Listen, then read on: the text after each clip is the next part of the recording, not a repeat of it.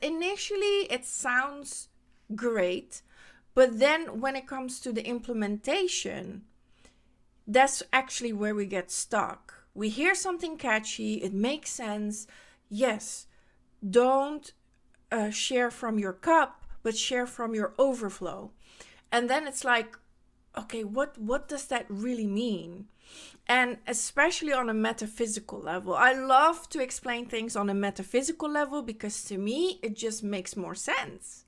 Because when we speak about metaphysics, it becomes more organized, it becomes more orderly, and it becomes more mechanical, but still the mystery is still there, right? It's like mechanics and mystery mixed together. Now, maybe for some people that's a big no-no, but my biggest objection here is to take out the emotion.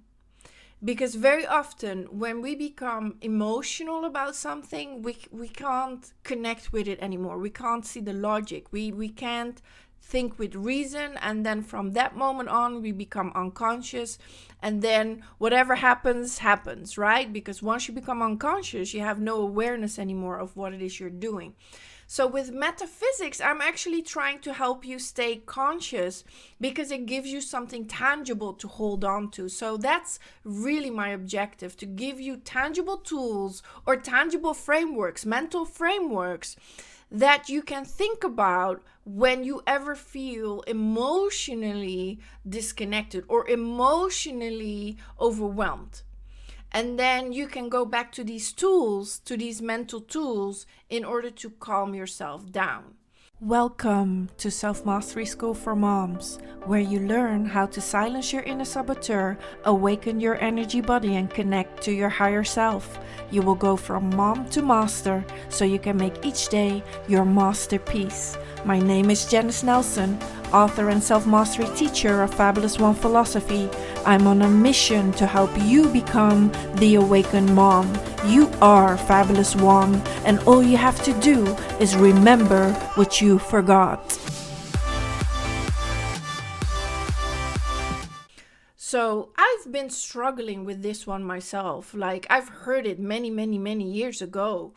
You know, don't share from your cup, share from your overflow. And then I had to go deeper within to figure out, okay, I'm obviously sharing from my cup. But why am I sharing from my cup? And why don't I feel there is overflow? And what does it mean to have overflow? What is overflow? And how much of your overflow do you share, right? You're going to get all these like metaphysical questions that you're seeking answers for. And this is also my method, how I go deeper within. I first start with initial statements, like my first questions. And then I try to go find answers for these questions. Once I find answers that I feel are satisfying, then I look at the answers again, and then I ask questions upon those answers. And because of it, I'm allowed to now ask a deeper question that I wasn't able to reach the first time. Because the first time when I asked the question, I first had to get that answer. Now that answer gives me an extra piece of information, an extra piece of the puzzle that I can put in the puzzle to give me more clarity about the puzzle. And now I have more data, more information to ask better questions. And this ladder goes deeper and deeper and deeper. So question 1, answer 1. And based on answer 1, you ask question number 2. And then you get answer 2. And then based on answer 2, you ask question 3. And then you get answer 3. And you can go as far as you're willing to go with this. And at a certain point, you will realize, especially once you reach the awakened state, you will know, okay, there's no end to these questions. Like, at some point when I'm like, question 10,986. How did I end up here? Because sometimes I will go down question lane. Not memory lane, but question lane. And I ask question and question. So that's my philosopher's mind, right? I ask question and question upon question upon question. But why? I'm just like a 5-year-old. But why?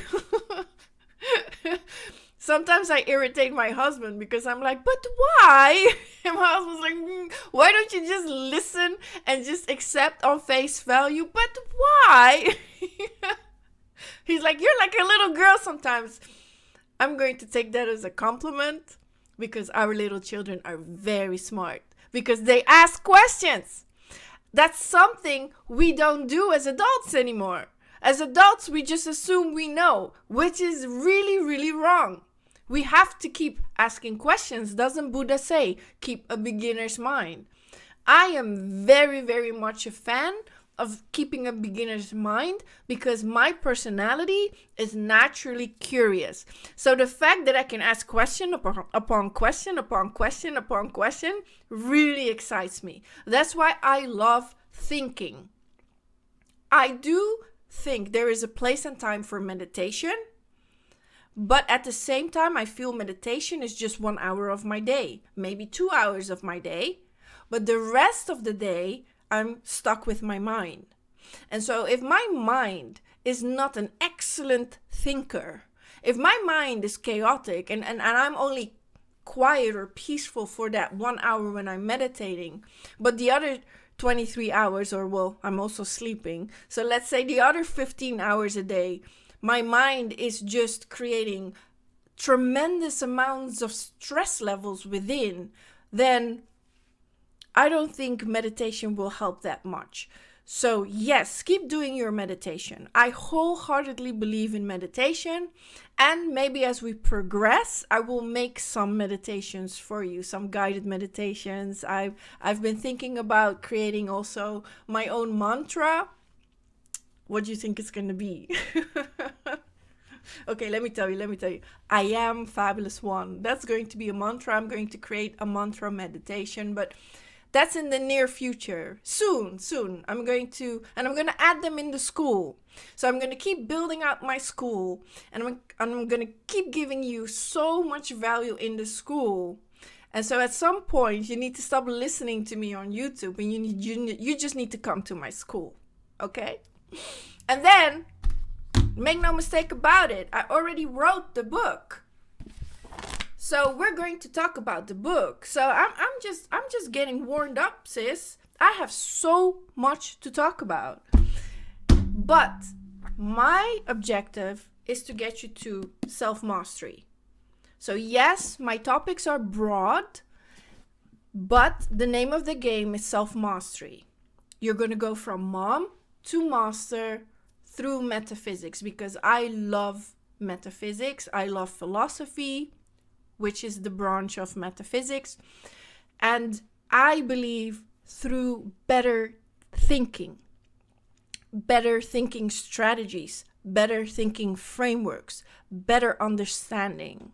There was this female philosopher, and I'm sorry I can't come up with her name, and one of her quotes was, "When you understand life, there will be no more problems." So I wholeheartedly believe it's about understanding. Once you understand, you will have so much more compassion, so much more empathy, so much more patience to deal with whatever is in front of you.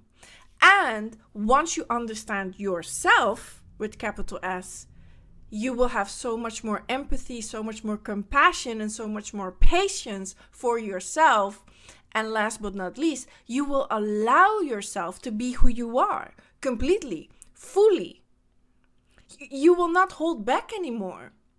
This is the biggest problem within us women, shame and guilt. If it's not being shameful for who you are, you're guilty for who you are, right? Because if you don't feel shame, if you feel shame, you're probably playing small and you're never shining your light. When you feel guilt, you're probably trying to shine, you're probably trying to be the better version, but the people in your environment are letting you kind of know in their own ways that it's too bright lights, right? Don't feed me after 12, right?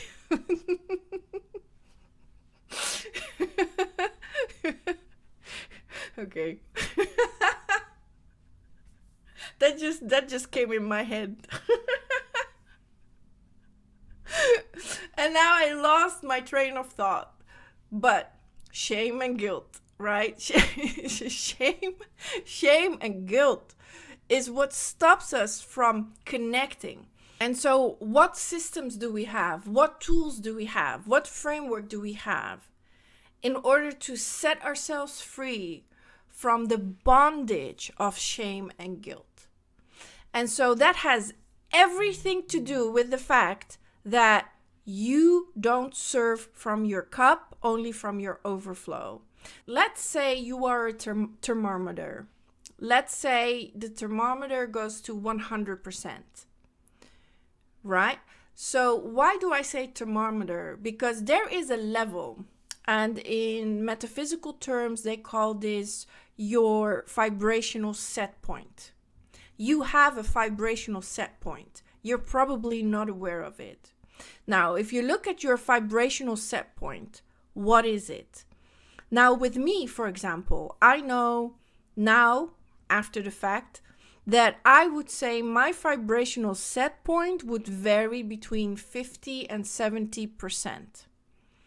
So every time I would fill up more, let's say I would go to 80% to 90%, I would start to feel very conscientious about that. I would start to feel maybe shameful or guilty about having so much already. Now, mind you, I'm saying it's 80%, but that's already 10% more than what I think I deserve. So it goes to 80, it goes to 90, it goes to 100, because source energy fills you up every day. So you got to imagine every day you wake up full. Every day you go to sleep, where do you go? You know? And so you fill up. Life force energy fills you back up. So every morning when you wake up, you're at 100%. But immediately you have unconscious patterns that you have no awareness of. And so these unconscious patterns are immediately fed.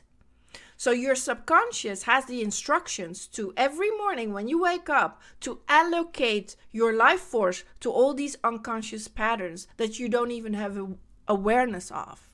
But throughout the years, you've made them unconscious, and now the subconscious is running that program.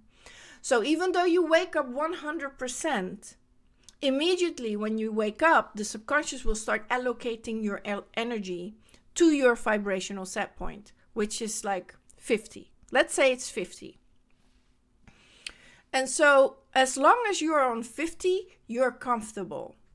But then when it goes lower than 50, you become uncomfortable, and you'll start doing things to improve your life, improve yourself, put energy back into yourself, because that's when you notice it. And you know, the hardest part is with women like myself who are between 50 and 70, because we're not at that super desperate, down and out, I can't handle it anymore level. So now it's very easy to stay here in that comfort zone, because it's not very uncomfortable, because you know, if you still can live off of 50%, it's quite good, because now you're in the comparison trap.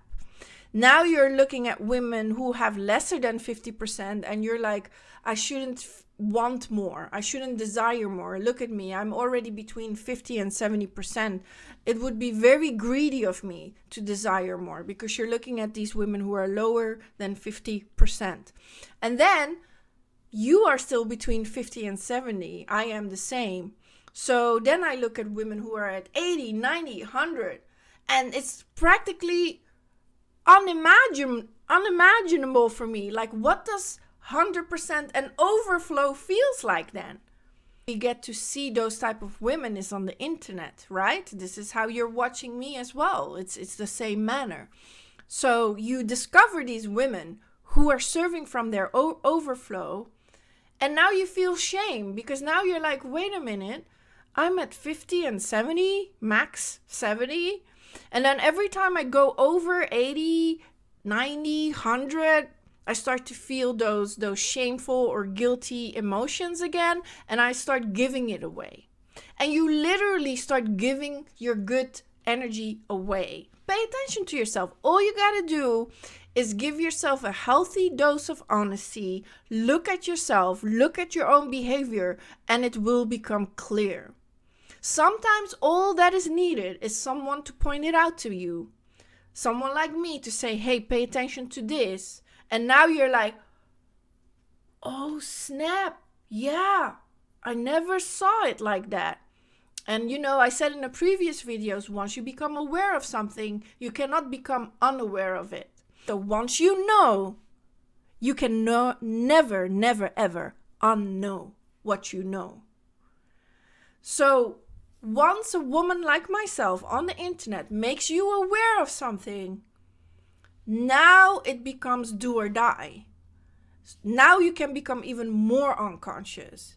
Because if you ain't ready to level up, if you ain't ready to move your vibrational set point to a higher level, now you're going to find ways, and not necessarily you, but your unconscious mind is going to find ways to keep you at that vibrational set point, to not move you to a higher level. If your comfort zone is 50, 70, then 80% is going to feel very uncomfortable. 90% is going to feel very uncomfortable. And how can you visualize this? Let's just say you did your inner work, you moved up vibrationally, you moved up to 80%, so you're in a higher state of vibration, you're feeling good, you're feeling yourself, and now your husband is bringing you big bouquet of flowers, a big box of chocolates, and also tells you he has made reservations to your favorite to your favorite restaurant, and you're going tonight you're going for Valentine's Day, right? But what if he never did that before, and all of a sudden he's surprising you with all these big things? But then there is a dilemma. Where do the kids go? Right? Is there a babysitter? Did you arrange a babysitter? Or maybe you don't like the person who's coming to watch your children. So you're going to find a reason. If you're uncomfortable with this 80% that you just reached, this new vibrational set point, your husband is trying to do something really, really nice, but you would have to now put maybe other people in an awkward position, because from your perspective it's awkward, because now you got to call your mom, or you're going to call your sister, or you're going to call whoever, or you're going to have to spend $100 on a babysitter. It's putting you in a situation where you have to go out of your comfort zone in order now to make this happen, and you feel uncomfortable to ask maybe someone to watch the children so you can go on a date with your husband. Or you feel uncomfortable that your husband even wants to go on a date with you without the children. And so now you're going to convince him to bring the children with. Like, can't we just take them with us to dinner? Like, do we have to leave them behind? Now, I know a lot of you might say, no, if my husband would do that, the kids would be at grandma's house, right? I understand, but this is just a hypothetical situation where you unconsciously sabotage your good fortune. Just think of a situation where something good happens to you, and then you start minimizing the good, or you start giving it back. Like, what if a good friend of yours, who's not a family member, but who's not your husband, but a female friend, who all of a sudden gives you a beautiful golden necklace for no reason? You're going to be like, okay, it's my birthday? It's that feeling, that gut reaction that lowers you back to your original vibrational set point. No, I can't accept this. When someone tries to give you something nice, and you say, no, I can't accept this, this is when you defy the laws of the universe. You're literally canceling your abundance. Because someone wants to give you something, and someone wants to be the giver. And so now you're denying this person the position of giver. So you're also taking away the joy of the giver, of him or herself, who wants to give to you.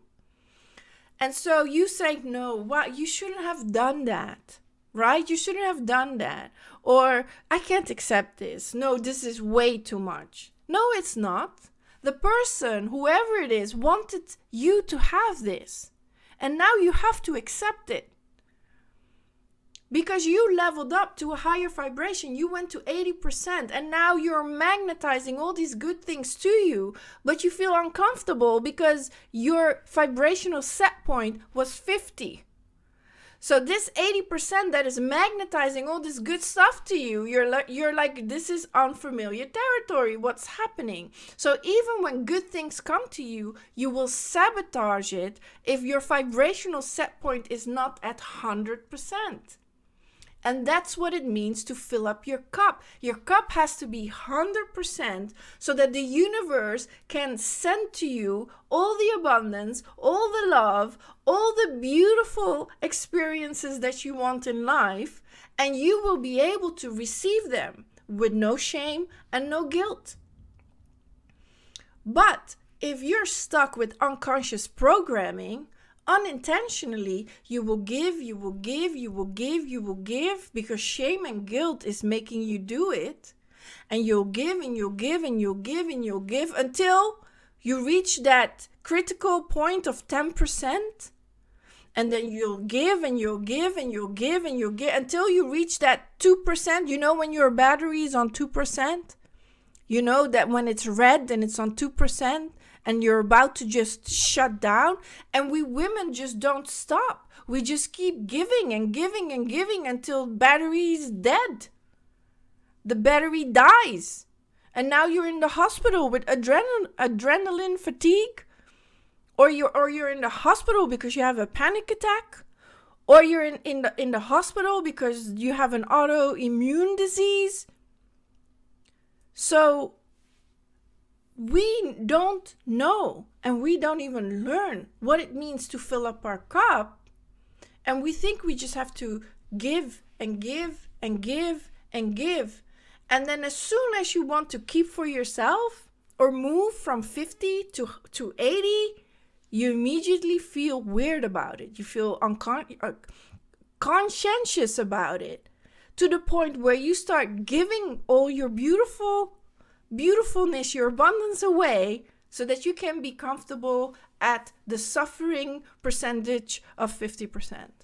So we have to fill up ourselves first to 100. And then once you become 100, you have leftover to give to the rest of the world. And so you have to make a pact with yourself, which is in the beginning going to feel extremely uncomfortable, but you're going to have to make that pact with yourself that you are no longer going to give until you reach 100. That's when you start doing your inner work. That's when you start feeding your own soul. And so, of course, the people in your environment are not used to you doing that. And that's going to be your practice. That's going to be your test. That's going to be your exercise. To keep pouring into yourself more and more and more and more until you reach that 100. And just be very mindful of the fact that as soon as you start giving it away, but you haven't reached 100 yet, that it goes down again. So first and foremost, it's awareness. It's awareness of when are you doing it? When are you canceling out the abundance to come to you? When are you lowering yourself from 80 to 50? When are you lowering yourself from 50 to 30? When are you lowering yourself from 30 to 2 and reach this very critical state? And so increasing your vibrational set point is not something you're going to be able to do in a day, in a week, in a month. This is going to take you a year or maybe years. So you got to be really, really patient with yourself. And that's why you really have to go on the journey of self-discovery, on the journey of self-realization. Because until you have not dealt with this within yourself, with the unconscious programming that keeps lowering and lowering and lowering your vibrational set point, you're never going to experience how it truly feels to be at 100% and serve from your overflow. So, to say it in a better way, if you want to become selfless and serve from your overflow, you first need to become selfish enough to serve your soul. Once you are willing to do that, be of service to your soul, it's your soul who's going to take you all the way to 100%.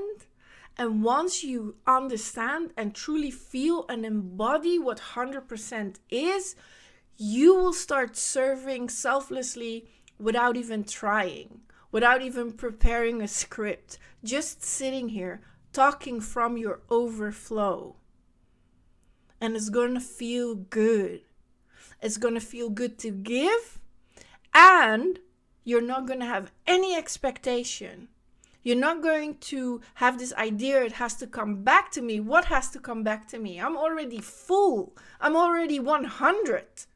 There's nothing that has to come back to me. I'm already in alignment with the conscious universe. I'm already in alignment with the Divine Mother. I am in a state of overflow, and it's flowing.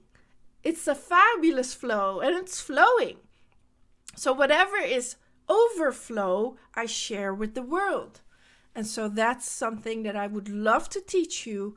And I would also love to teach you where it is that we sabotage ourselves. When do we sabotage ourselves? It's about catching your inner saboteur. You know, it's about snatching her. It's about seeing her in the corner of your eye, you know, your peripheral view. Like, I can see you, I see you, right? She tries to sneak up on you and knock you unconscious, right? I think I said that in one of my other videos. She sneaks up on you and then she knocks you unconscious. And then when you wake up, you're like, what happened? What happened? You know, and you're back on 50. You're back on 30%, right? So it's about becoming aware, opening your eyes, you know, closing your eyes to see better, to go deeper within. Because once you go within, your eyes will open in the dark and you will see the inner saboteur. And once she's exposed to the light, she'll be like, oh, busted, snap, right? And then you can deal with her. But as long as you deny her presence, she can constantly do things. You know, in Dutch we have a saying where, I don't know how to translate it properly, but in Dutch we say, digging your own holes and then forgetting you are the one who dug the hole and fall in them. But I don't know how to say it in English.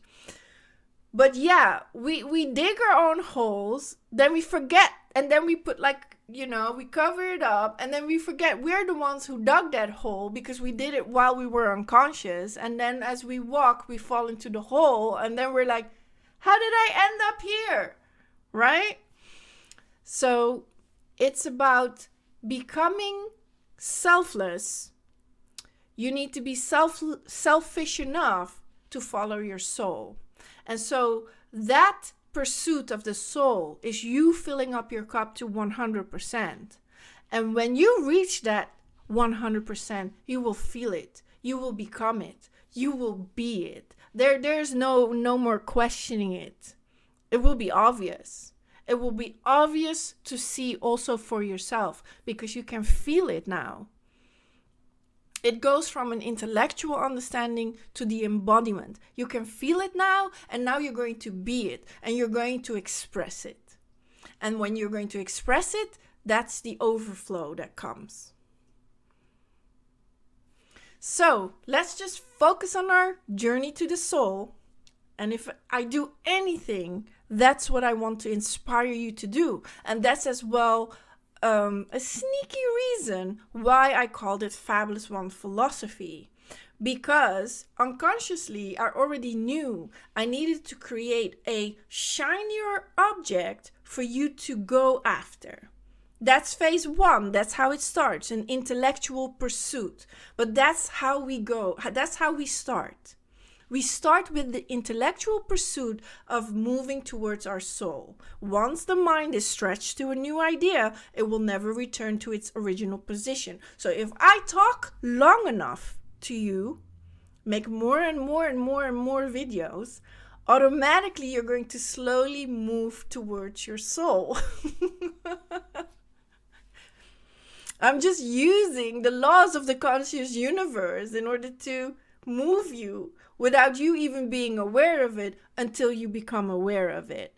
And so it's called Fabulous One, because I want you to know that the soul is a much shinier object, a much more beautiful object to go after, if we want to call it object, for the sake of making this an easy conversation. I know the soul is not an object, but just to use words, right?